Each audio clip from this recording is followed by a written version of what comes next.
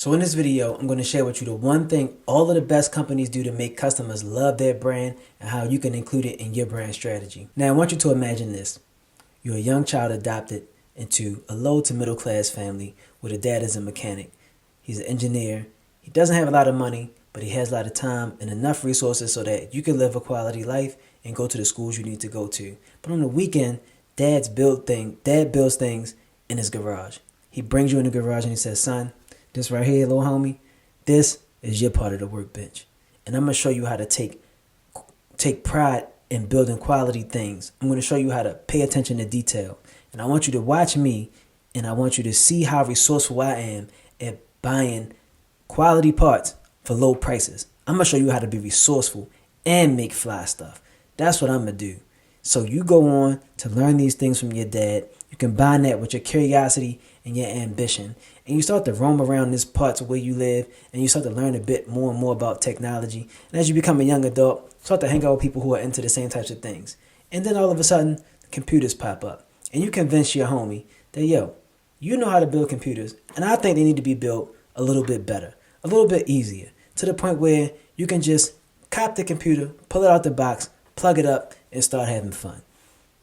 Your homie says, well, I don't know. I don't think that make a lot of sense. He says, well, I do, and I think we can make a business out of it. It won't cost but too much money, but I'm willing to sacrifice my car. If you put up some couple dollars, we can go and make this happen. Next thing you know, you and your main man are in the garage building your first computer.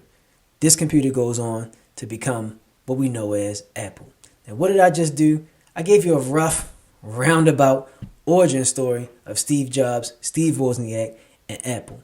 And that's the one thing that all of the best brands do to make their business successful and to get customers to stick with them and to continue to love and support the brand day in, day out, or every time they drop a product, or just be at the top of mind for that customer. Storytelling. You have to incorporate stories into your business because, again, I'm sure I said it before, a business without a story is just a commodity. Businesses with stories become brands. And so in this video, I'm going to talk about the 3 types of foundational stories that you can actually use in your brand strategy to build up your brand as a quality brand, to really separate yourself from all of the other businesses in the market trying to do what you do. Because only you have the stories that you have, but you got to figure out a way to roll them out and kind of like have this bank or mental catalog, like a Rolodex of stories that you can always go back to continue to bring customers in and connect customers to the brand. So let's get into the first type of foundational story, which is origin stories. So I broke out the iPad so we can do this whiteboard / tutorial style so you can really see the breakdown for all of these foundational types of stories. But if you need a digital copy of this, you can download it by clicking the link in the description, and you can get free access to my 30-minute brand story toolkit, okay? So let's talk about these origin stories because there's a couple different types of origin stories that you can always fall back on.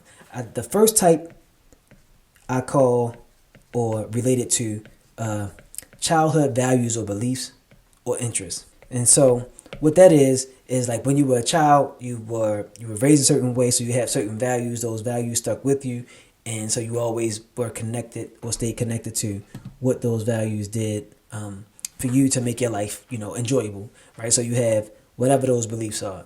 Or as a child, you had strong interest in a particular thing because let's say your dad had a cool car and you liked his car, so you were always into cars or into that particular brand or something.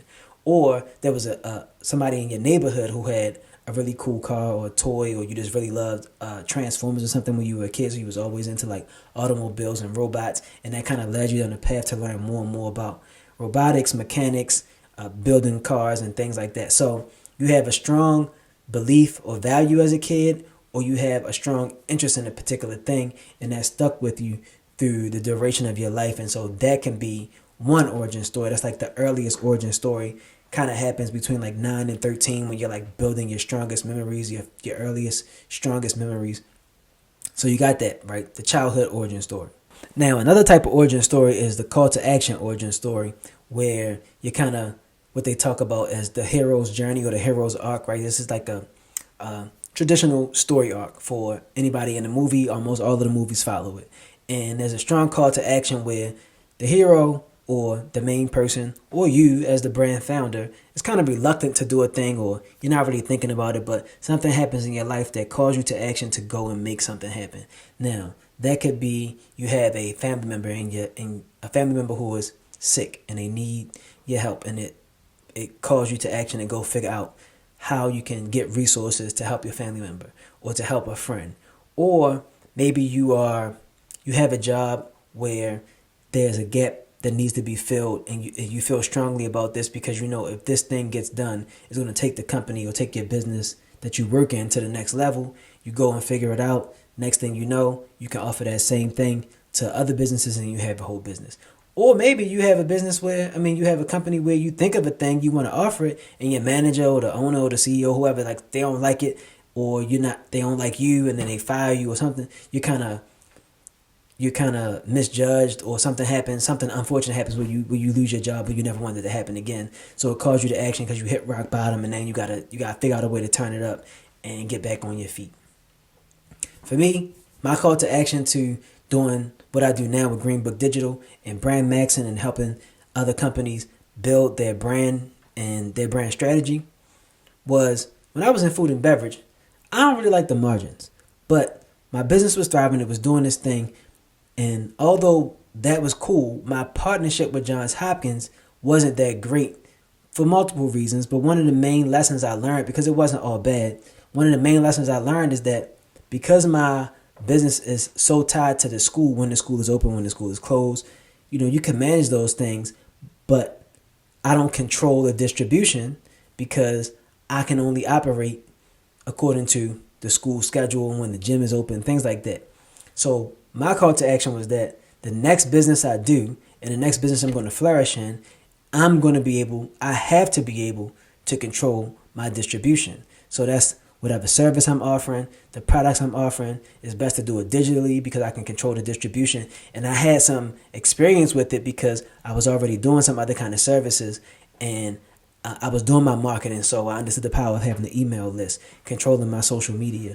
And then I did some coaching, so I was able to control the direct service. And I'm like, wait, I can see the difference in doing this versus doing actual food and beverage and serving things, and what's the barrier here? And that was controlling distribution. And it really, really got me excited. Like, yo, okay, this is what I can do. This is how I can make business better for me and for people that I work with, right?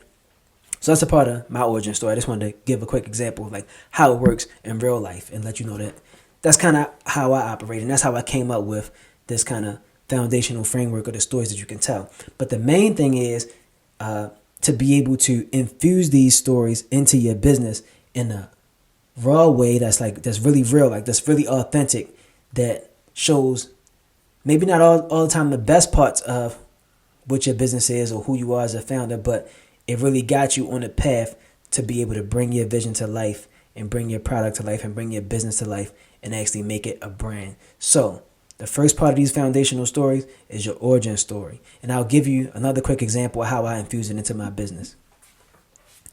So one day, a customer came into the business. It was a guy, and he was like kind of new in his health journey, just kind of learning more about, health and wellness and all those types of things. Now, my core customer is a professional black women between the ages of like 30 and 40. And so same thing for men, but women tend to care more about health and wellness than guys. Guys think they correlate a lot of health and wellness just straight back to working out or going to the gym.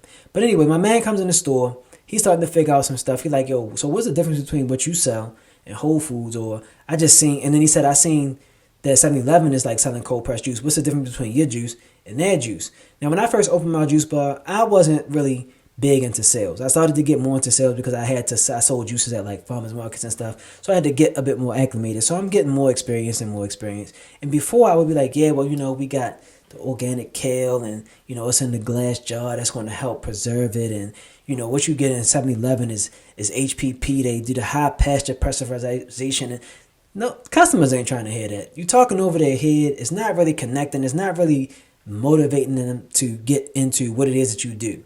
And at that point, I really am just selling a commodity. Here's the juice. Here's the ingredients. You can get it here or you can get it at 7-Eleven. Yo, I don't really care. But since you're here, do you want to buy it? That type of thing. That's not the space you want to be in. I learned that.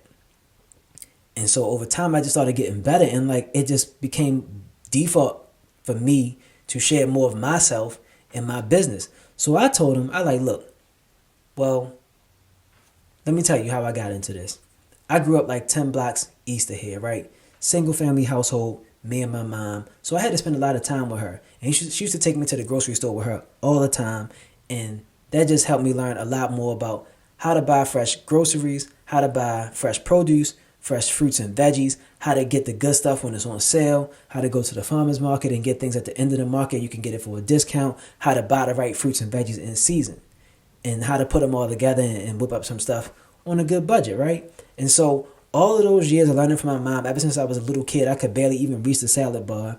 I've been learning how to work with these fruits and veggies. And all of those years and all of those insights that my mom learned from her mom and I learned from them went into those bottles of juice in that shelf behind you. So tell me about what kind of juices you like. Do you want something on the sweeter side? Are you trying to lose weight? You trying to get more energy? Because I put together some stuff that can kind of handle all of those types of things. So what I did was I infused my origin story and how I got into understanding what it is that I actually make. And instead of just saying I got this many ounces or this many pounds of produce in a bottle, this is my story.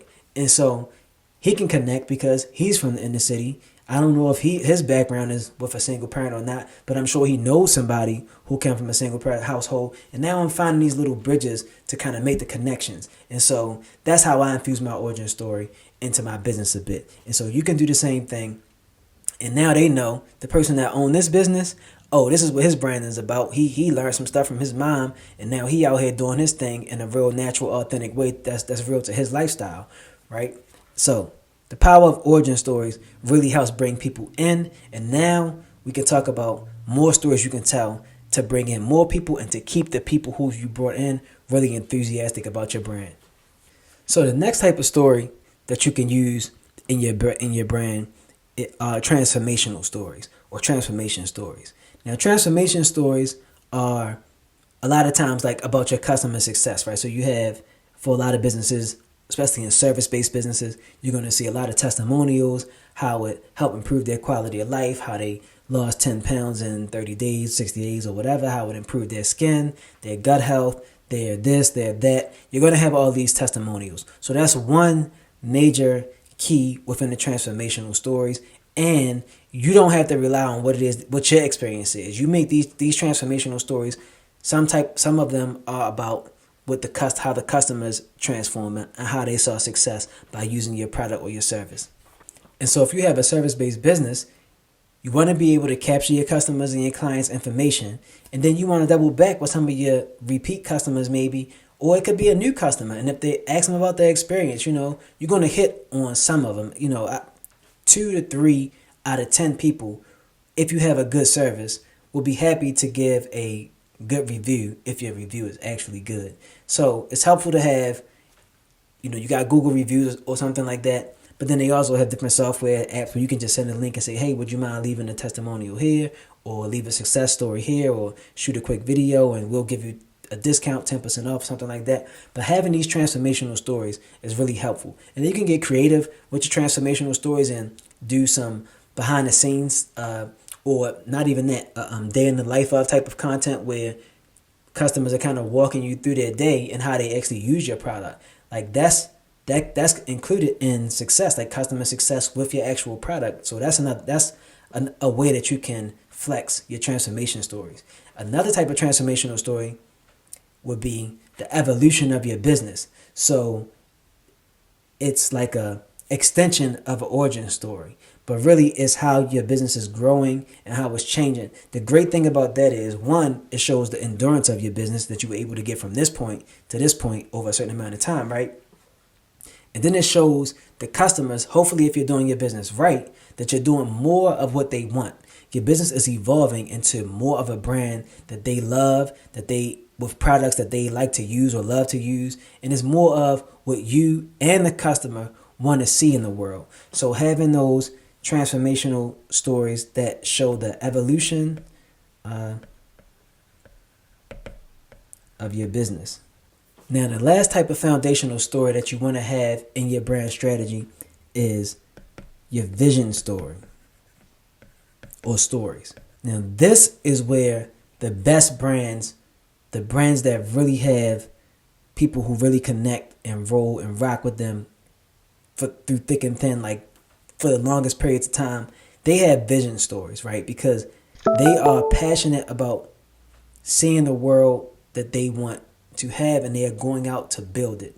And with those vision stories, when it comes to the clients or the customers or your audience, you're using inclusive language to let your audience know that you are and can be more a part of this vision. Hopefully you're building something that your audience wants. They want to be able to see themselves. Like I said, my man said, you got to have a vision so big you can fit other people's dream into it.